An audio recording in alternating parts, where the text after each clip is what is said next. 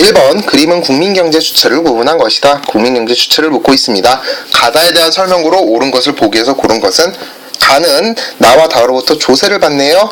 뭐라는 걸 알 수 있죠? 정부라는 걸 알 수가 있습니다.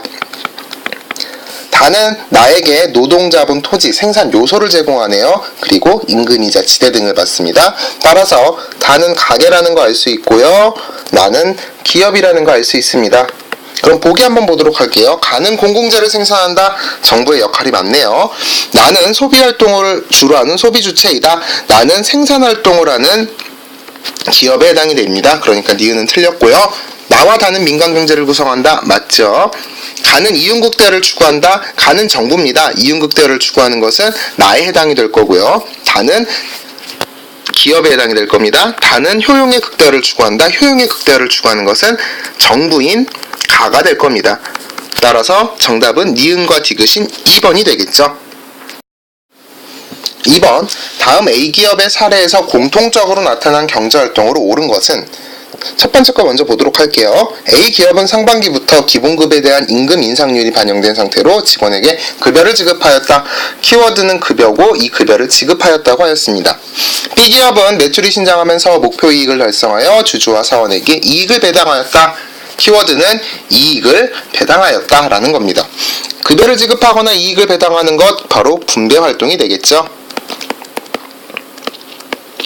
따라서 정답은 1번이 될 겁니다. 생산 요소를 제공하였다. 주로 가게에 해당이 될 거고요. 공공 서비스를 생산하였다. 정부가 해당될 겁니다. 정부의 조세를 납부하였다. 물론 기업도 정부의 조세를 납부하지만 위의 사례와는 관련성이 없고요. 소비와 생산활동에 참여하였다. 마찬가지로 위 사례와는 관련성이 없습니다.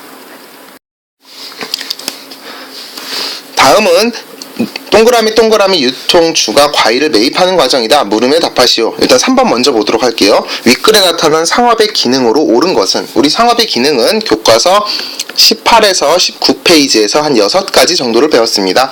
여러분들 교과서 한번 꼭 참고를 하시고요. 그럼 이 윗글을 한번 보도록 할게요. 백화점에 과일을 납품하는 동그라미 유통주 사장 A씨는 지방거래처로부터 과일을 매입하고, 자, 첫 번째 키워드네요. 매입하고 서울로 운송하여, 운송이 두 번째 키워드가 될 것 같네요.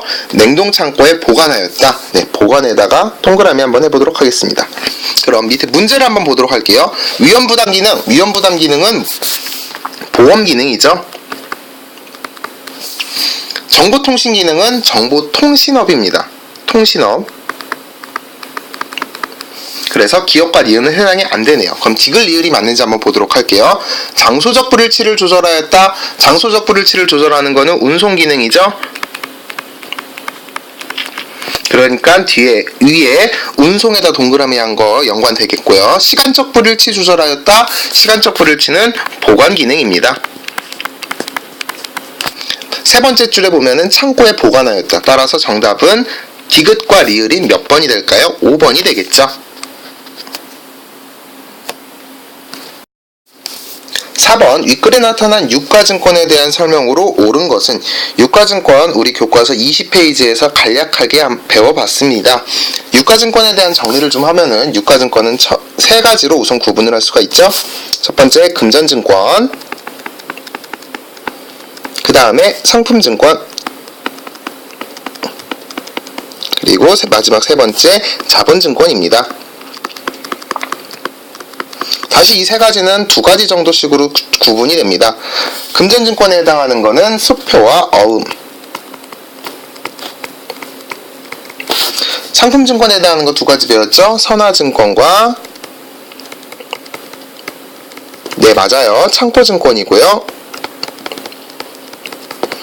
자본증권에 해당하는 두 가지 주식과 채권입니다. 그럼 다시 문제로 돌아와서 윗글에 나타난 이 유가증권, 여기에 해당하는 것, 설명하는 것으로 옳은 것을 한번 보도록 할게요. 세 번째 줄부터 보겠습니다. 과일을 매입하면서 대금 중 일부는 당장 수표로 결제하고, 수표를 썼다고 하네요. 차액은 일정 기간이 지난 후 지급을 약속하는 약속 어음을 발행하여서 지급하였답니다. 수표와 어음 여기 있네요. 따라서 사용한 유가증권은 금전증권이라는 걸 알 수가 있습니다. 보기 한번 보도록 하죠. 기업, 금전증권에 포함된다. 네, 맞네요. 화물을 대표하는 증권이다. 화물을 대표하는 증권은 상품증권이죠. 선화증권과 창고증권이 있습니다. 화폐 대용증권이라고 또 한다. 수표나 어음은 화폐는 아니지만 화표 대신 사용하기 때문에 화폐 대용증권이라고도 불리기도 합니다. 투자 수익을 목적으로 이용된다. 투자 수익으로 목적 이용된다. 이 리을에 해당하는 것은 바로 자본증권이 될 겁니다. 따라서 정답은 기업과 디귿 2번이 되겠죠. 5번, 다음은 A 학생이 진로를 결정한 내용이다. 가나의 밑줄친 부분과 관련된 경제 용어로 옳은 것은 가의 밑줄친 부분 한번 보도록 할게요. 진학을 선택하면서 선택을 했답니다. 포기해야 하는 것들이 생각났다. 선택하고 포기까지 했네요. 취업을 해서 높은 연봉을 받는 것을 생각하면 아쉽기도 했다. 무언가를 선택하면서 다른 포기한 것의 경제적인 가치, 금전적인 가치를 바로 기회비용이라고 합니다. 따라서 보기에 기회비용이 아닌 1번, 2번, 5번은 지워지겠네요.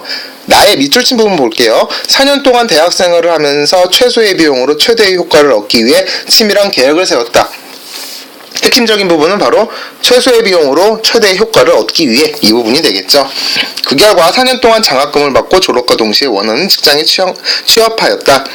최소의 비용과 최대의 효과를 얻는 것, 바로 경제 원칙이죠. 따라서 정답은 3번이 될 겁니다.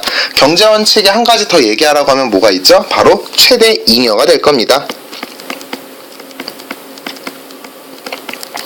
여기까지 해서 5번을 마치도록 하겠습니다.